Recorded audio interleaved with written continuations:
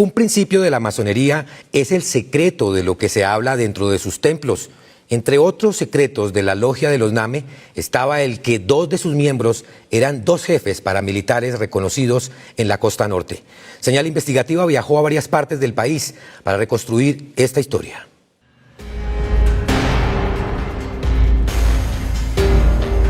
El símbolo de este anillo que porta el ex senador Iván Name quizá es el mayor símbolo del poder político en Barranquilla, dominado bajo clanes familiares.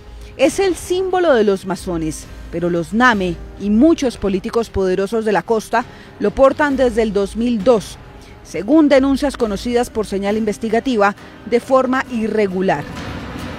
La razón es que el gran patriarca de los Name, David Name Terán, fue expulsado a principios del 2000 de la Gran Logia Masónica de Barranquilla por actuaciones que irían en contra de los estatutos penales masónicos, pues intentó incursionar en la masonería a 2 ex jefes paramilitares. A raíz de esa disputa, David Name Terán decidió construir este templo que dejó abandonado en el sector de Villa Santos, uno de los sectores más exclusivos de Barranquilla, el cual queda a una cuadra del templo centenario de la masonería en esa ciudad, de donde fue expulsado. Pero más hacia el norte de Barranquilla, en el barrio Alto Prado, está la sede actual que heredaron los Name tras la muerte de su patriarca. Señal Investigativa encontró que esa logia fue creada por David Name Terán el 25 de septiembre de 2002, como consta en estos documentos de la Cámara de Comercio de Barranquilla, bajo el nombre de Corporación Respetable Logia Luz Hermética número 10. De esta logia y sus secretos, precisamente fue de lo que habló ante la Jurisdicción Especial para la Paz en febrero pasado y que pasó desapercibido el ex senador barranquillero Álvaro Ashton Giraldo, quien confesó cómo la logia de los Name usaba estos símbolos, su seriedad, antigüedad y secretos para ingresar a 2 altos mandos paramilitares y ocultar sus negocios. Entraron a una institución que se llama la Logia Masónica Colombiana. ¿Cómo entran a la logia? A través de David Name Terán, gran maestro de la Gran Logia Nacional de Colombia, con sede en Barranquilla, ubicada en el sector norte de Barranquilla, denominado Villa Santos. Él, como gran maestro, inicia a don Antonio, o sea, a Edgar Ignacio Fierro Flores, inicia a Carlos Mario García y los hace masón. Edgar Ignacio Fierro Flores, de quien habla Ashton, es conocido con el alias de Don Antonio, un exmilitar colombiano hasta el 2002 que se convirtió en comandante paramilitar del Frente José Pablo Díaz de las Autodefensas Unidas de Colombia entre marzo de 2003 y marzo de 2006, bajo el mando del ex jefe paramilitar Rodrigo Tobar Pupo alias Jorge 40, con fuerte influencia en la región Caribe, puntualmente en los departamentos del Atlántico, Cesar y Magdalena. Quiero empezar por darle gracias a Dios por permitirme estar hoy aquí delante de ustedes. Gracias. Don Antonio, a quien Name ingresó a su logia, fue condenado por Justicia y Paz en 2011 por delitos de homicidio, desplazamiento forzado y despojo de tierras, entre otros graves crímenes. Las autodefensas tenían la capacidad de penetrar todas las esferas de la sociedad. En junio de 2023, la revista Raya reveló que alias Don Antonio sería el socio de la ex vicepresidenta en el gobierno de Iván Duque, Marta Lucía Ramírez, investigada en Italia por el negocio de armas, submarinos y avionetas por una coima de 80 millones de euros. Mientras que Carlos Mario García, el otro ex paramilitar de quien habla Ashton en su declaración ante la JEP, es conocido con el alias de El Médico o Gonzalo. Fue el asesor político del jefe paramilitar Jorge 40. Además ejerció como enlace entre políticos, empresarios y los paramilitares del bloque norte de las autodefensas, y quien manejaba la estrategia electoral para varios políticos de la costa. En una entrevista con la revista Semana en 2006, alias El Médico reconoció que hizo lobby en el Congreso para que fuera aprobada la Ley de Justicia y Paz en el 2005, durante el gobierno de Álvaro Uribe Vélez. Don Jorge 40 me dijo: necesito que te vayas para Bogotá, atiendas cualquier cosa que se vaya necesitando en el proyecto de Justicia y Paz. Necesitamos que el proyecto quede en el punto que nosotros queremos. En realidad mi trabajo fue sobre todo para salvar los artículos 64 y 71, que tenían que ver con la sedición y el delito político. Recuerde que esos artículos se cayeron y tocó hacer mucho lobby para recuperarlos. Logramos que se hiciera una apelación y luego arrancar a discutir nuevamente el tema hasta que al fin quedaron. Esa versión de alias El Médico concuerda con las declaraciones que rindió Ashton en febrero pasado a la JEP, cuando aseguró que el bloque norte de las autodefensas, liderado por alias Jorge 40, buscó consolidar un proyecto paramilitar en el Atlántico a través de alianzas políticas y económicas cuidadosamente tejidas, lo que se les facilitó con 2 de sus miembros en la logia masónica de los NAME. Este acompañamiento se venía dando dentro de los parámetros. Mire cómo utiliza una institución como la masonería, en donde los principios son de igualdad, de fraternidad y de justicia social. Dentro de la fraternidad había que apoyar a los hermanos Edgar Ignacio Flores, masón, al médico García Ávila, quienes eran los ejecutores de todo este diseño. El uno en el frente militar y el otro en el frente político. Entonces, según Ashton, los paramilitares del bloque norte apoyaron económicamente la candidatura a la alcaldía de Barranquilla de Guillermo Honenberg, quien resultó electo para el periodo 2004-2007 por el Movimiento Ciudadano de Barranquilla, que intentaba diferenciarse de partidos tradicionales como el liberal y el conservador. Honenberg también fue denunciado por el fundador del movimiento, el exalcalde Bernardo Hoyos Montoya, de haber recibido 2.500 millones de pesos del bloque norte para su campaña política en 2003. Con Guillermo Honenberg Bornaceri llegamos a su acompañamiento político y económico. Ellos se comprometieron con Guillermo Honenberg a aportar recursos para la campaña y lo hicieron a través del bloque norte, en cabeza en ese caso de Eduardo Lozada Manotas, quien era el representante legal de Método y Sistema, que ellos tuviesen presencia allí.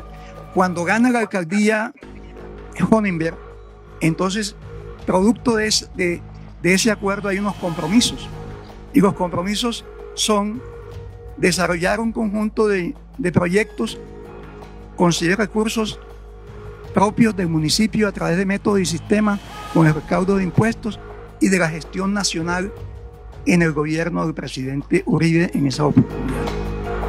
Por estos hechos, la Corte Suprema de Justicia en 2013 compulsó copias para investigar al entonces alcalde Guillermo Honenberg, pero dicha petición no ha prosperado y al parecer duerme en los anaqueles de la Fiscalía.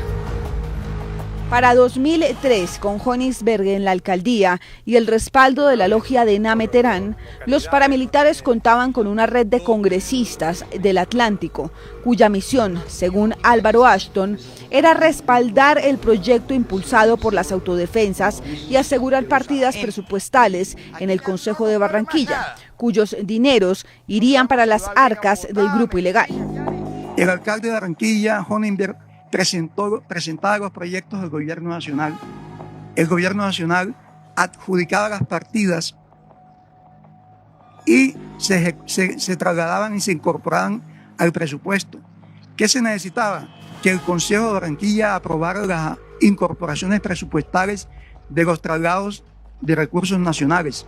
Para eso cumplía el papel David Name de consolidar a esas mayorías en el Consejo, utilizando a sus propios concejales y a sus propios amigos y constituyendo una mayoría para efectos de garantizar que los acuerdos, proyectos y modificaciones presupuestales presentadas por el alcalde Honenberg y acordadas por la SAUC se cumplieran.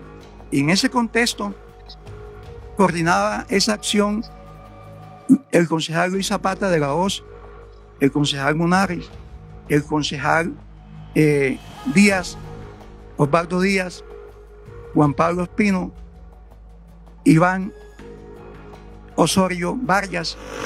Ese dinero del Estado que se robaban para financiar a los paramilitares también fue gracias a varios congresistas que, según Álvaro Ashton, junto con él, aprobaron recursos en el Congreso para destinarlos a proyectos de región que en realidad iban para bloques paramilitares como el bloque norte de las autodefensas.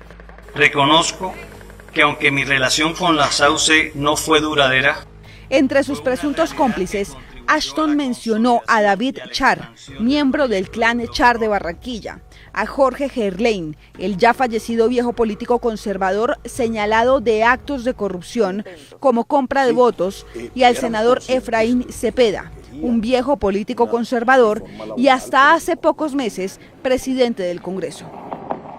Hombre, ¿cómo se le da la espalda a la microempresa? Con David Name, los parlamentarios seguimos y concretamente Álvaro Ashton apoyando las gestiones que nos correspondía hacer de la alcaldía de Barranquilla, canalizando recursos desde la Comisión Cuarta de Presupuestos, en donde yo era miembro, con el senador Efraín Cepeda, con el senador Mario Barón, con el representante David Char, con el representante Jorge Gerlain. Todos ellos, incluyéndome a mí, apoyábamos y ayudábamos a que del presupuesto nacional sacaran las partidas para financiar esos proyectos. Eso es muy importante, porque con esos recursos se nutrían ellos para seguir delinquiendo los otros municipios cuya capacidad económica no era suficiente. Una parte del dinero que usaba el bloque José Pablo Díaz de las autodefensas venía de una empresa privada llamada Métodos y Sistemas. Esta empresa era la encargada de ayudar al distrito de Barranquilla a cobrar los impuestos. Los socios eran el empresario Eduardo Lozada Manotas y el empresario David Nameterán, quien tenía el 10% de las acciones de esa empresa en ese momento. Según una confesión de alias Don Antonio, de esa empresa, el bloque paramilitar obtenía un aporte mensual de 20 millones de pesos. Otra manera de cómo los paramilitares conseguían dinero era a través del robo al sistema de salud en el Atlántico. Ese dinero debía usarse para atender a los enfermos, mejorar los hospitales y comprar materiales médicos. Pero las Autodefensas Unidas de Colombia se quedaban con una parte para financiar la guerra. Esto ocurrió cuando el presidente era Álvaro Uribe Vélez y los paramilitares usaban ese dinero para mantener su poder y controlar las zonas donde estaban. Así quedó consignado en varias sentencias judiciales. Uno de los objetivos dentro de la estrategia de cooptación de entidades gubernamentales fue la toma burocrática y económica de Caprecom, el matadero municipal de Sabana Grande y el hospital materno-infantil del municipio de Soledad. Gestiones en las que participó Julio Polanía, empresario adepto a las AUC. Había compromisos políticos con quienes apoyaron a Trino Luna para la gobernación y eran 12 compromisos políticos o 10, los otros 19 o 15 hospitales se los asignaron a representantes de la AUC. Y así saqueaban los recursos de la salud. Y así sucedía. Entonces, en el caso particular del Atlántico, que más conozco, el Hospital Materno Infantil, esto sucedió además, porque aquí ya vemos una conducta macrocriminal, porque era reiterativa. Lo mismo sucedió en Seminsa. O sea, el director del hospital atendía a los proveedores que le daban los paramilitares, adjudicaba los contratos, a los contratistas que habían allá le quitaban un porcentaje del sueldo, y allá hay un señor allá en Sanagar, de apellido, que le decían Aguas, iba a buscar la participación del hospital materno-infantil que le entregaba el mismo director mensualmente. Y ellos denominaban eso la empresa. Pero no solo paramilitares hacían parte de la logia de los NAME en Barranquilla. Según el excongresista Álvaro Ashton, también hacían parte militares como el general Freddy Padilla de León, entonces comandante de la Segunda Brigada del Ejército entre 1998 y el año 2000, en los departamentos del Atlántico, Magdalena y sur de Bolívar. Contra Padilla hay señalamientos serios. De hecho, un documento del European Center for Constitutional and Human Rights indica que existen serios indicios de que el general Padilla sería responsable de casos de ejecuciones extrajudiciales denominados falsos positivos durante el periodo en que ocupó altos cargos. La logia masónica interactuaban políticos, militares y paramilitares precisamente para poder diseñar toda una estrategia macrocriminal que se implementó. Yo no quiero sindicar de ninguna manera que todas las logias masónicas estuviesen ahí, sino la logia masónica que dirigía David Name Terán. Allí se dan esos fenómenos de acompañamiento. Tras las declaraciones de Álvaro Ashton ante la JEP a principios de este año, queda claro que los NAME crearon una logia masónica irregular en Barranquilla, tras la expulsión del cacique de la familia, David Name Terán. Es más, a través de esa logia guardaron los secretos más grandes de las alianzas entre el poder paramilitar y político de la costa, tanto así que apenas Ashton lo confesó a principios del 2025, es decir, 23 años después. En esa masonería estaba también Humberto Callafa y estaban los militares. Ahí se inició el comandante del Ejército Nacional, Fernando Tapias, y el comandante de la Segunda Brigada, Freddy Padilla de León. Es decir, allí confluían los dirigentes políticos, los militares y por supuesto los paramilitares. La masonería en Colombia existe desde la época de Simón Bolívar y Francisco de Paula Santander. Existen símbolos y templos muy reconocidos en diferentes ciudades del país, pero el hermetismo las ha convertido en portadoras de los secretos más recónditos y grandes de los políticos poderosos de este país. La Jurisdicción Especial para la Paz envió copia de esas declaraciones a la Corte Suprema de Justicia, a la Fiscalía y a la Comisión de Acusaciones de la Cámara de Representantes para que se abran las investigaciones contra los congresistas que fueron nombrados por Ashton y que según él no han sido judicializados.